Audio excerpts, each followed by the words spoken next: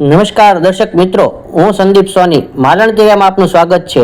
Please પૂરો video જોજો, like કરજો, શેર કરજો અને અમારી ચેનલને સબસ્ક્રાઇબ કરજો.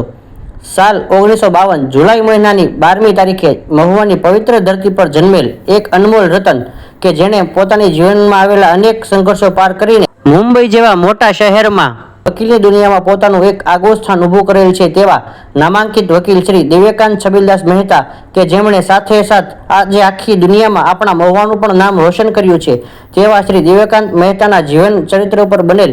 એક biopic film Mahuva to Mumbai, જેમાં મહુવાની ઘણી ખરી વ્યક્તિઓએ નાનો મોટો રોલ ભજવીને પોતાની અદાકારી દર્શાવી છે, જેમ કે સંદીપભાઈ સોની, ભૂમિકા સોની, હર્ષાબેન સોની, જિજ્ઞાબેન સોની, કિશોરભાઈ શ્રીમાંકર, પિયુષભાઈ લુહાર, દિનેશરાજ રાવલિયા, મનસુખભાઈ ચૌહાણ, કિશોરભાઈ વકાણી, વિશાલભાઈ પરમાર વગેરે અનેક લોકોએ પોતાનો રોલ અદા કરેલ છે.